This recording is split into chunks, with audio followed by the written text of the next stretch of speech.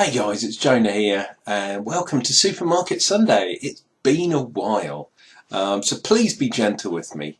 And I'm back with an interesting beer that has has divided opinion so much on rate beer and those type of craft beer websites. This definitely isn't a craft beer, so I don't exactly know why it's on those websites, but never mind. Here it is. We've been down in IKEA and it's Old Mork Lager, which basically means dark lager beer, it says. Or where is it? All means ale or beer, essentially. Ale is obviously ALE, but in Swedish or Norse or whatever, it's All Mork. And obviously Mork is dark, from the Old Norse mörkir.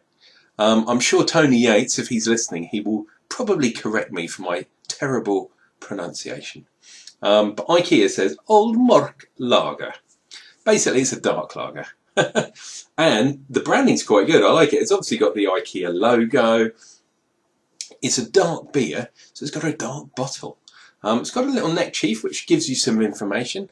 It's a 33, obviously, millilitres. 4.7% on the ABV, so not too shabby. And I quite like that. Look, you've got a malt, I guess that's a malt, barley, and then there's a hop there. So the actual look of it's really nice, and I like the fact that it's dark. And look at that, that is just brilliant.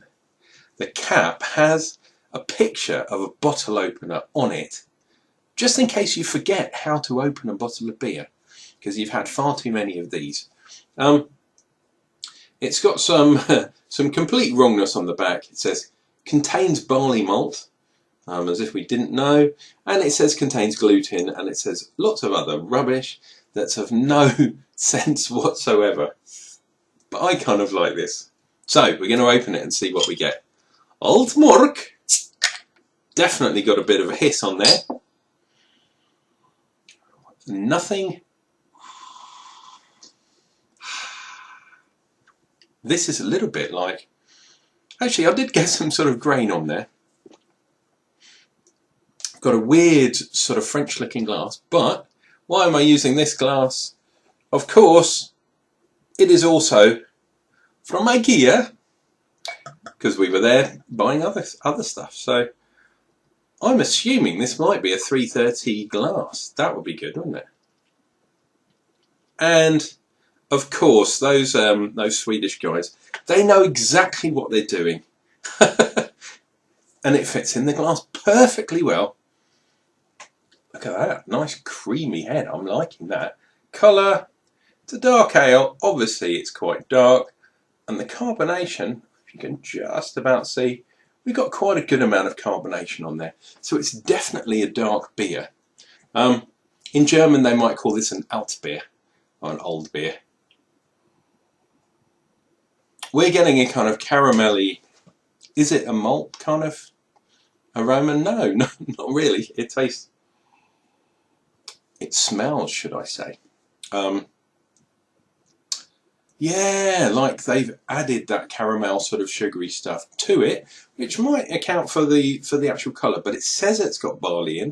It doesn't say how much it's got in, but well, at least it contains some sort of barley. I've got my tongue firmly in my cheek at this on this day. Anyway, let's get in there, guys.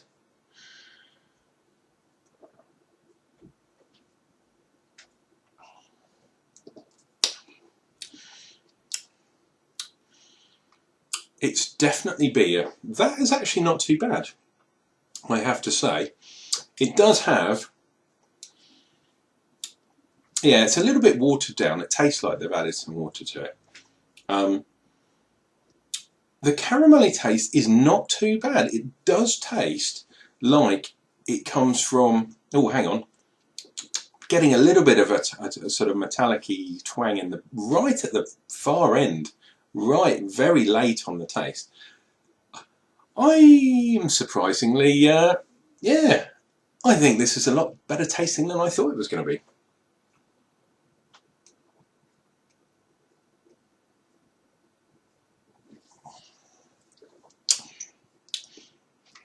that, I think that's quite nice. It is a bit sweet. It is a bit watery, but it has got a bit of depth to it. It's not like, you know, your average kind of, dare I say, piss weak lager. This has actually got something to it.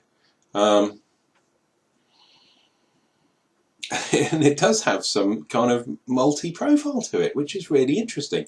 I'm pretty sure that they probably have added some sort of caramel or sweetener, corn sugar, corn syrup, whatever, to make this up. But at the same time, there's a lot of lagers that are more expensive than this, dark or otherwise, that don't have this kind of taste. It's got that kind of burnt cinder, kind of toffee stroke caramel taste. Beg your pardon, it is quite well carbonated. I have to say, did I say it was 4.7? Yeah, 4.7, so not that much under 5%, which is kind of a benchmark, really. Anything over 5%, going to get you really drunk. Anything under 5%, sessionable-ish. I think this is quite good. You can actually get this in the restaurant in IKEA if you go there, and I think this would go very, very well with the Swedish meatballs. And in my local IKEA, you can only get the Swedish meatballs on the weekend, which is really weird. You can't seem to get them. Oh no, sorry, it's that's the right way around. You can only get them at the weekend, which is bizarre, but never mind.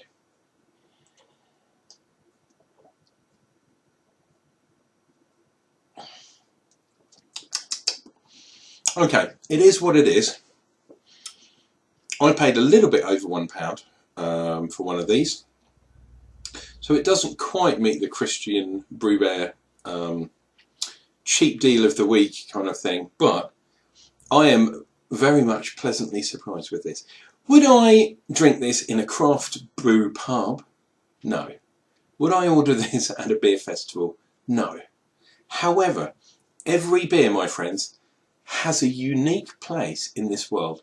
And I think the fact that it's a dark lager, not that many people are doing dark lager, I think this definitely has a place. I will leave you with that. It's been a pleasure to do a Supermarket Sunday once more. It's been a while since I've done one of these. But we will resurrect the Supermarket Sunday Old Girl, and there are a plethora of beers to be drunk in a supermarket near you, usually for a bargain price. Guys, cheers and beers. Hopefully we'll see you next weekend with some more Supermarket Sunday. Until then, take care. Make sure you drink some beer. Cheers and beers.